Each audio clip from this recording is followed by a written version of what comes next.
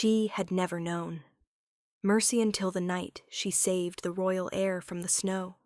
She had never known anything in this life except endless winter and the art of surviving it. Irina was a shifter of the Siberian taiga, born for merciless hunting, raised to endure deprivation without complaint. In her world, mercy was weakness. Attachment was liability. The pack came first. Always. She believed this completely until the night the wind carried a sound that changed everything. A thin, desperate cry, almost swallowed by the roar of a snowstorm. A single infant alone in the snow, fighting death with a fury too fierce for something so impossibly small. Irina understood exactly what saving that child would cost her. Her pack would exile her. Her soul-bonded partner would sever their connection. Every wolf she had bled beside would watch her walk away in silence. She picked the child up anyway. What she didn't expect was him. A wolf lost to primal madness. The most dangerous predator in the territory, so terrifying that royal guards hunted him in packs and still failed. A creature made of blind instinct and shattered grief, with wild green eyes that had forgotten what it meant to be human. He could have ended her life where she stood. Instead, he let her live. And then he came back. Now those burning green eyes followed her from the birch trees every morning. Now the most dangerous beast in the entire taiga refused, absolutely, stubbornly refused, to leave. And his scent. That deep, maddening scent of pine resin and dark earth wound through everything. It drove her to the edge of reason because it was identical, not similar, but identical to the scent of the infant she had pulled from the snow. She didn't understand it yet. She was about to. Part 1. The child in the storm. The deer vanished without a trace. Irina crouched in the deep snow, pressing 2 fingers into the last remaining track. She'd been following this animal for 2 hours through cold so piercing it had stopped feeling like cold and become something else. A ringing emptiness. White noise that lived in the bones. She needed to go back. But then the wind shifted. Beneath its howling came a sound. High, thin, saturated with despair. Her body moved before her mind could object. Not toward the settlement, toward the sound. Down into the dark gully where snow was drifted chest-high against the rocks. What, the smell of death reached her first. A woman lay face down in the snow. Irina approached carefully, crouching beside her. The cloak was all wrong. Too fine, too thin, the fabric of someone accustomed to palace corridors rather than Siberian wilderness. Her hands were curled like claws, nails split from cold. She had been running for a very long time. At the end of her running, she had curled her body around the bundle pressed to her chest and given it every remaining degree of warmth she possessed. The bundle was crying.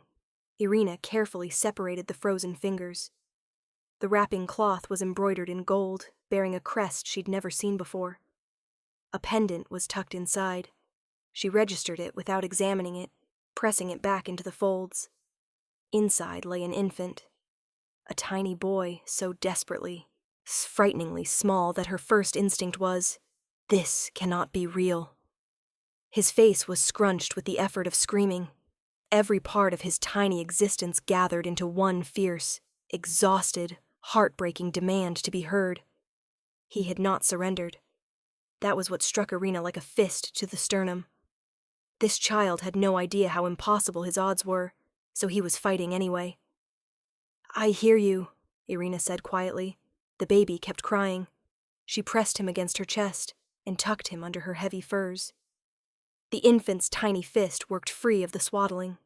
5 fingers, each one the size of a pine needle. They reached into the freezing air, grabbing at nothing, and kept reaching. Irina held out her finger. The tiny hand closed around it with surprising strength. "All right," she said. "I've got you." She looked at the stone wall beside her. A single white flower had pushed through a crack in the frozen granite. A winter snowdrop. Impossible, stubborn, entirely without logic. "Artyom," she said. The name arrived whole and certain. Your name is Artium. Part 2. The Cost. She smelled the settlement before she saw the lights. Old Agata, the pack's healer, saw her first. The woman's face went the color of dead ash the moment her eyes found the bundle at Irina's chest. Irina, what have you done? Nikolai was sitting outside their dwelling, sharpening his hunting knife. He looked at the bundle and said, Come inside. Without further comment, she told him everything. When she finished, the silence was very heavy. And you brought it here? He said. He was dying. Then you should have left him there. He said it without malice. That was almost worse. You know the Alpha's order. No new mouths. He's a newborn, Nikolai. Abandoned in a blizzard. And the pack is starving. He looked at Artyom with flat, assessing gaze. Take it back. I can't. He'll die. Yes, that's how it works. He met her eyes. You know this. She did know it. The brutal arithmetic of taiga survival. And yet, standing here now, with the modest warmth of Artyom against her chest, she found that knowing something in the abstract and being required to apply it to a specific, small face were entirely different things. I won't take him back, she said. Nikolai's jaw tightened. We were told we cannot have children. And you're willing to throw everything away for someone else's foundling? He turned away. Be reasonable, Irina. Leave him in the snow. At this temperature, it will be quick. Artyom made a small, wondering sound, a creature noticing warmth for the first time. His mouth opened slightly, turning instinctively toward the nearest source of light. I can't, she said simply. Then let me do it, Nikolai said gently. You won't have to watch. She looked at this man she had shared 3 years with. He was offering her mercy. He genuinely believed that. Touch him, she said very quietly, and I will not be responsible for what happens next. Alpha Boris summoned her within the hour. The main fire burned high, lighting the assembled pack. 30 wolves in its amber glow. She had bled for these people, starved for them, and now not one of them would meet her eyes. Boris delivered his ultimatum without anger, which was somehow worse. Leave the child with Agata, he said. She'll take care of it. You mean abandon him back to the snow? Irina's voice was even. If you're asking me to sentence him to death, look me in the eye and say that directly. A murmur moved through the assembled pack. I'm asking you to choose your pack, the Alpha said flatly. Refuse, and you are no longer part of it. She looked around the circle, face by face. At the far edge, Nikolai stood with his arms crossed. His eyes were fixed on the frozen ground. He did not look up. She felt the soul bond in her chest. 30 lives, warm and real. For a wolf, this was everything. To sever it was to lose a piece of the self that didn't grow back. Then she looked at Artyom. She thought, if this is what we are, then I want to be something else. Then I'm leaving, she said. She packed in complete silence. The best furs. Her bow and a full quiver. Both hunting knives. Her share of dried meat. Her flint. Nikolai watched her. You could come with us, she said. A statement, not a plea. He shook his head. I won't die in the snow for a child that isn't even mine. I suppose this was never a true soul bond, she said quietly. Just a convenient arrangement. She walked out. The gates shut behind her with a sound like a final sentence. Part 3. Surviving the impossible. She stood in the cold dark and felt the soul bond stretch to its limit. The warmth of 30 lives bled away until nothing remained but ringing emptiness. She was alone. Completely alone. The way wolves should never be. But Artyom's small face was turning toward her in the darkness, and there was no time for grief. So she didn't stop. She walked all night because stopping meant freezing. With first light she found shelter, a granite outcropping where the rock jutted forward just enough to block wind. She packed pine boughs against the back wall, stretched oiled cloth overhead, crawled inside with Artyom, and pulled every fur over them both. The baby cried with considerable outrage because there was a problem Irina had been refusing to think about. Artyom needed milk, and Irina had none. She pressed him close and tried. It hurt, more than she'd expected. Her body protested the unfamiliar demand. Nothing happened. Artyom tried anyway, with focused, furious concentration, the same refusal to accept that the world wasn't going to cooperate. "Come on," Irina told her body. "You know what he needs. Do it." Eventually, Artyom exhausted himself and slept. She couldn't tell whether he'd received anything or simply run out of strength. The first real crisis came that night. Temperature dropped so fast the pine boughs and firs couldn't hold heat. Artyom woke and cried without stopping. Finally, she made a decision. She laid him in the center of the pine bough bed, wrapped in all the furs, stripped quickly, and shifted. She curled her wolf body around him like a crescent. Artyom stopped crying almost immediately. He pressed himself against her wolf's warm side with the contented certainty of a pup that had found its pack. Most shifter children didn't show their wolf nature until 5 or 6 years old. But there were things that couldn't be fully hidden, even in a child too young to transform. And that scent, something deep and specific running beneath the ordinary smell of a newborn, something her wolf recognized without being able to name. This child was a shifter. Their chances had just improved. On the morning of the 3rd day, she reached for Artyom and felt it, a faint, unmistakable shift, her body responding. He fed and did not cry when he finished. Irina sat in the furs with him for a long time in silence. "All right," she said finally. "We're going to be fine."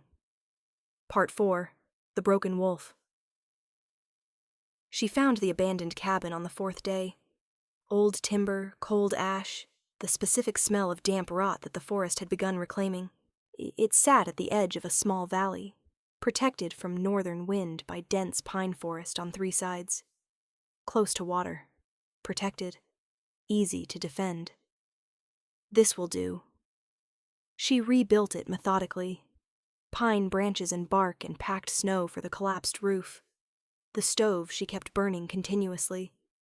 If the fire went out while Artyom was inside, they would have hours at most. She woke twice each night to feed the wood. The feeding stabilized. She talked to Artyom through it, not in cooing tones, but in her real voice. "Fox track," she told him one morning. "No, wolf. You'll learn. You have time." One evening by the stove, "Your mother loved you so much she ran until she had nothing left. I'm going to try to be worthy of what she gave you." The weeks accumulated. The cabin changed. Roof sealed, door tight, to drying racks full of meat. Artyom changed too. Dark hair thickening into soft curls. Eyes sharpening. He reached deliberately for whatever was closest, and when Irina spoke, he turned toward the sound with unmistakable trust. One evening, she sat on the doorstep with Artyom in her lap, watching the sky go orange and deep purple beyond the pines. "We're going to be fine," she said. Artyom grabbed her nose and smiled. Part 5. Green Eyes in the Birch Trees. He was 6 months old and had been providing uninterrupted commentary for most of the morning. Not words, but sounds of deep, considered opinion, addressed to the trees, to Irina's left ear, and occasionally to the raven following them. "Raven," Irina told him, "learn to read them." The settlement appeared through the trees. Irina pushed the door of Ludmila Ivanovna's store open.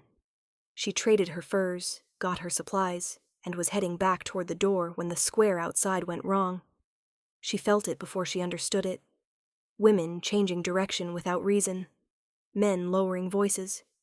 The few shifters dropping to their knees. Her nose caught it. Something wild. Something enormous. Something that hit her wolf instincts with a single clear signal. Apex predator. Mortal threat. Then she heard it. A child's rapid footsteps crossing the square, completely oblivious. "Timofey," she called. "Come here now." He didn't hear her. 4 years old and focused on his rolling ball. The wolf came out of the alley, monstrous in scale. Coal-black fur. Shoulders at the height of a grown man's chest. His green eyes scanned the square with rapid assessment of a creature operating on pure hunting instinct. Alpha suppression hit her chest and drove her shoulders toward the ground. Timofey froze in the center of the square. Irina was already moving. She crossed the square in a sprint and placed herself between Timofey and the wolf. "Behind me," she said to the boy. "Don't move." The wolf stared at her. His scent hit her at full force, blood and wilderness. But underneath, something else. A thread so familiar, it made no sense. "Run," she said quietly to Timofey. She heard him run. The wolf charged. Her body made the decision before she did. She shifted and met him in wolf form just as he hit her. The impact was catastrophic. He was twice her size, driving her back across the snow, his jaws closing on her throat, and she fought with everything she had. It wasn't enough. His weight pinned her. Alpha suppression detonated at full contact. "Submit. Submit. Submit." She resisted. His grip tightened. One clean movement and it would be over. Then something older than survival instinct moved through her. She stopped fighting completely. She went still. She turned her head and bared her throat. He froze above her. She shifted back. Cold hit her instantly. She was lying in the snow in human form, bare, staring up at winter sky. She did not move. The wolf looked down at her. Those green eyes, wild and shattered and grief-drowned, looked into hers. "There's a human being in there," she said. Her voice was steady. "I can feel him." She raised her hand slowly. She pressed her palm to the heavy warmth of his jaw. And then it happened. A soul bond recognition. Deep and certain. As if it had been there before she touched him. Her breath caught. "Come back," she said quietly. "You're in there. I can feel it." He looked at her. He didn't shift. His eyes stayed on her face as he stepped back. Those burning green eyes. And then he disappeared into the forest. Irina lay on the snow for a moment longer. Then the cold made itself known, and she sat up. "He's gone," she told the square. Ludmila Ivanovna appeared with a blanket. Inside, warmed by tea, wearing borrowed clothes, she listened. 6 months ago, he had appeared from nowhere, had torn apart 5 wolves who challenged him. 2 hunting parties had gone after him. The first came back shaken, the second did not come back at all. Royal messengers had posted a reward, alive if possible, dead if necessary. "That wolf," Irina said slowly, "is a shifter who can't find his way back to human form." "You put your hand on his face," Ludmila Ivanovna said carefully. "I know what I did. He had you by the throat. And then you shifted back and touched him. Why?" Irina thought of the green eyes. Wild. Burning. And beneath both, something so broken it had almost become its own kind of peace. "I don't know," she said quietly. But even as she said it, she understood that wasn't entirely true. Part 6. The hunt that wasn't a hunt. She found the deer on her doorstep 3 days later. A whole carcass, freshly killed, steam still rising. Left with unmistakable deliberateness. Her hand moved to her knife. She scanned the tree line slowly. Nothing. But the silence was the kind that meant something very large had been through here recently. The next morning, a hare. The following morning, a fox. Each offering fresh, each left with clear intention. Each morning she stood in pre-dawn darkness feeling his presence out there. He appeared in her dreams. She would wake with her pulse elevated and her skin warm as if someone had been watching her from the dark. A week later, she found his tracks in the forest while checking her southern snare line. Not passing through, circling. a wide, deliberate arc around the valley. He wasn't passing by the cabin. He was patrolling it. A complete, closed circle. Every night. She crouched over the tracks and stayed there a while. "How long have you been doing this?" she asked the empty air. That night she lay awake, listening to the dark beyond the cabin walls. She already knew he was out there. The soul bond recognition she had felt in the square had not diminished with distance or time. If anything, it had grown more specific, a thread she could not stop feeling. She was being hunted. Not prey hunting. Something else. Patient. Intentional, absolutely certain. The problem was how her own body responded to this information. Part 7. What Artium knew.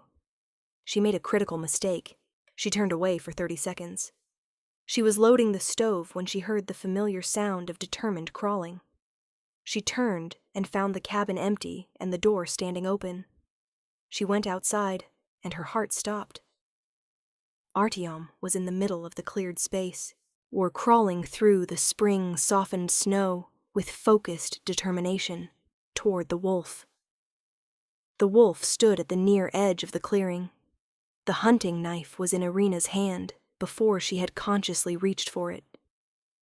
Artium stopped crawling.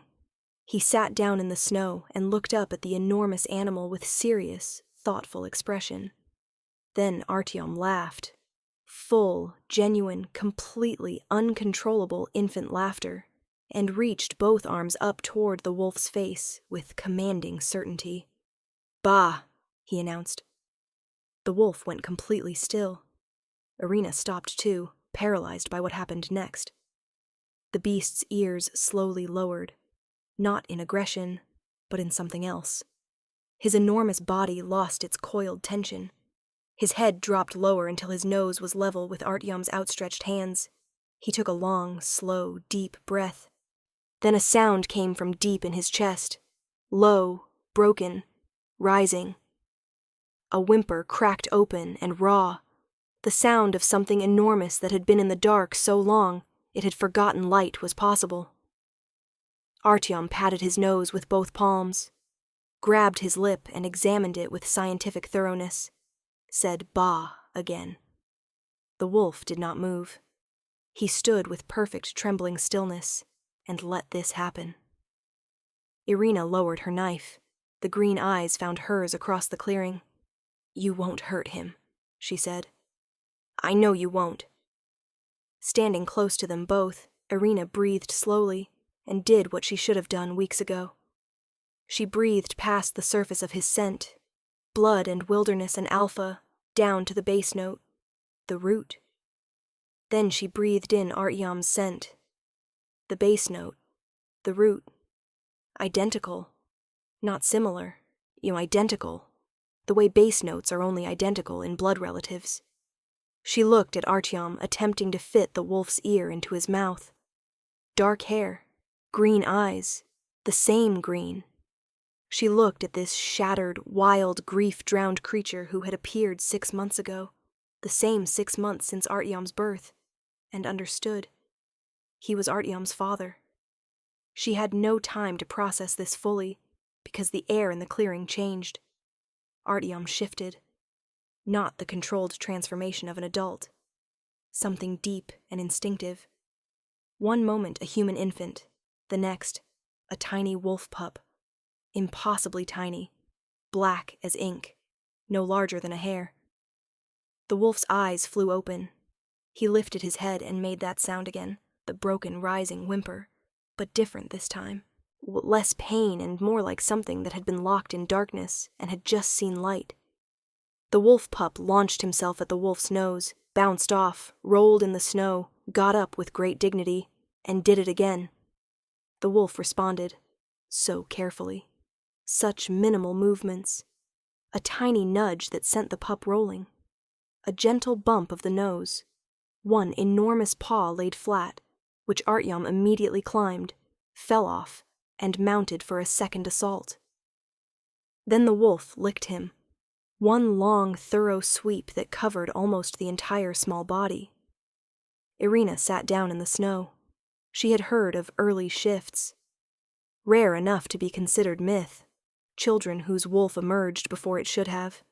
And in every such case, there was a common thread. Rupture. Separation from parents.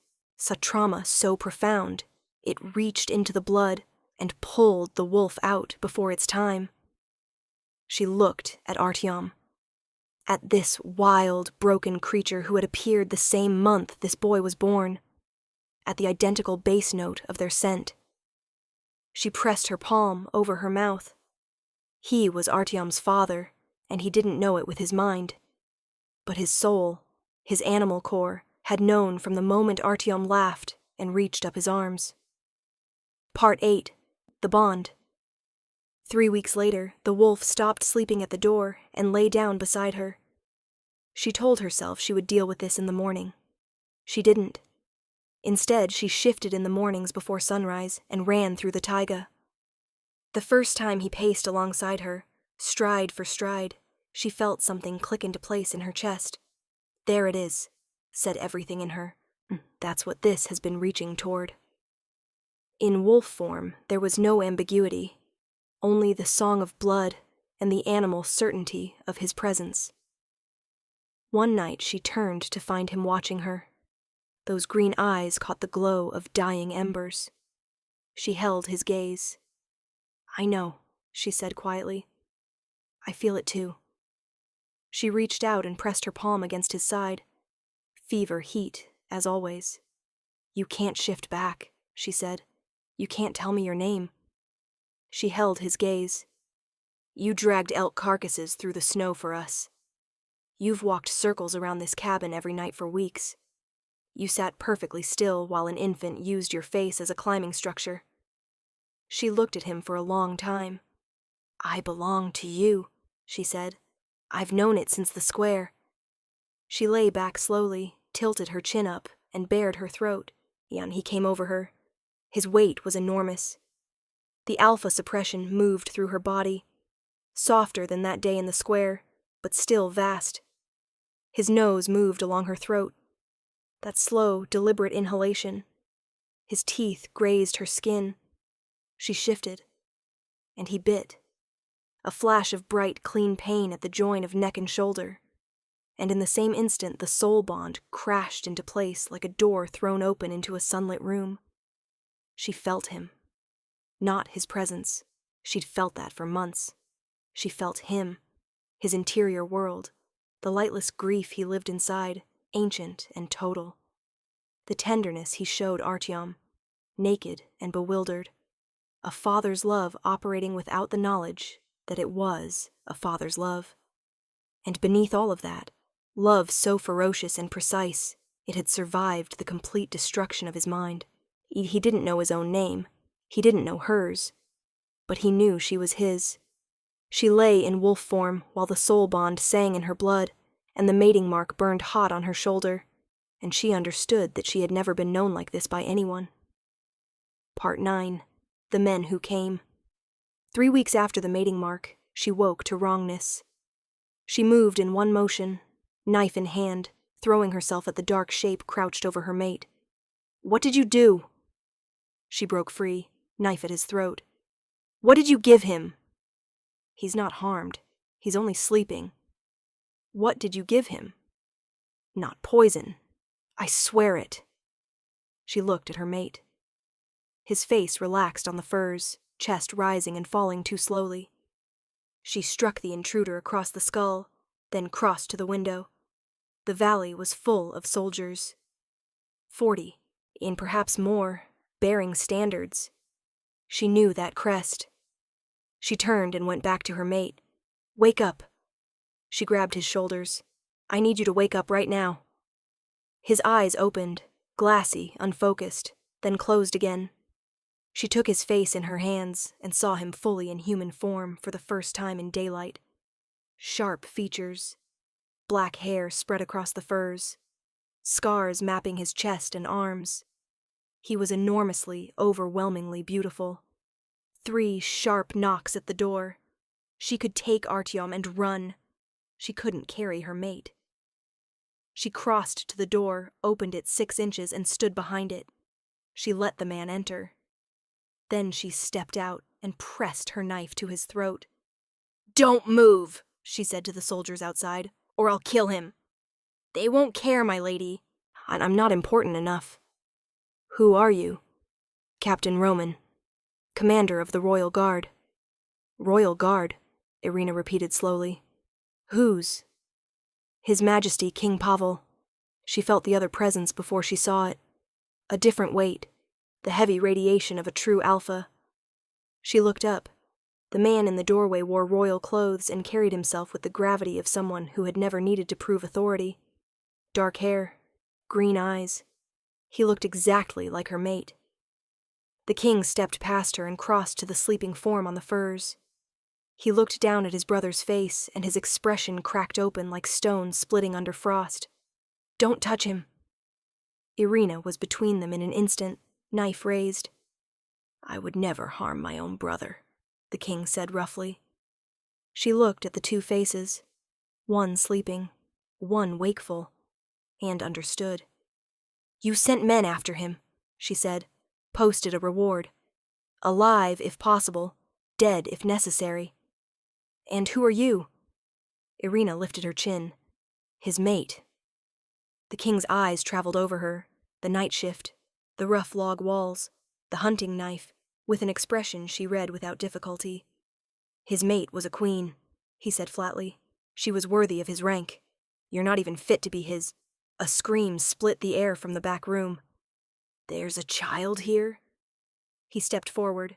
Irina moved faster, blocking the door completely. "Don't even think about it." The door to the back room opened. A tiny black wolf pup, unsteady on its legs, crept out whimpering and pressed itself against Irina's ankle. Both men went completely still. Roman's face drained white. The king's composure disintegrated in 1 second. "Who," the king whispered, "is that?" Irina picked up Artium and held him against her chest. The king stared at the boy. "That's Sergei's child. I can smell him on it." "It's not just His Majesty's child," Roman said quietly. The king went still. "Don't you recognize that scent, my king?" Roman said carefully. "That's the queen's son. That's Anna's child." The king closed his eyes as if struck. "No. The infant was killed with its mother. Sergei saw them both." "Did Sergei see it? Or did Sergei find them and—" Roman stopped. "Unless," Roman said slowly, "there were 2. The king's breath left him. He turned back to Artium, who had shifted back to human form. A small, dark-haired boy, blinking in the morning light, with serious green eyes. "Twins," Pavel breathed. He stared at the child's face, and something in him broke quietly and completely. "He even looks like Anna." "Wait," said Irina. She crossed to the loose floorboard in the corner and pried it up. She came back and held out the pendant. Pavel took it, stared at it. "This was on him when I found him," Irina said. "The woman who was with him was dead. She had run through a blizzard until she had nothing left. She died curled around him. That was your queen." The king shook his head slowly. "Queen Anna was killed in the palace. She and the child she was carrying during the birth. Our uncle Vladimir wanted the throne. He needed to end the line of succession and destroy Sergei's mind. He didn't know she was carrying twins. No one knew." Irina stared at him.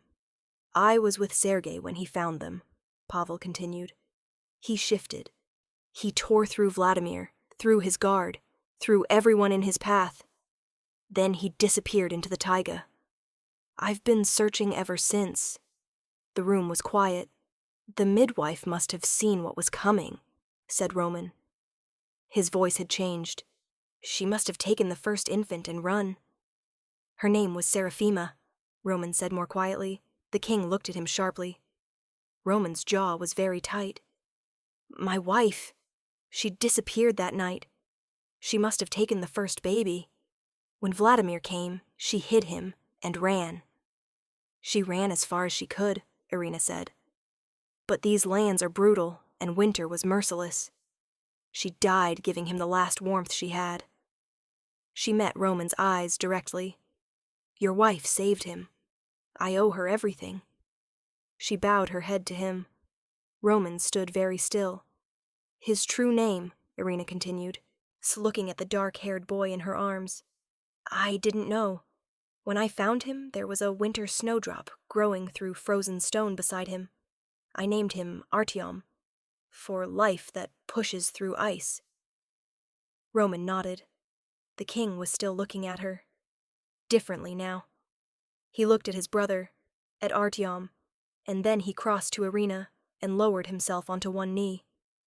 What you have done, said Pavel. For my nephew, for my brother. He looked up at her.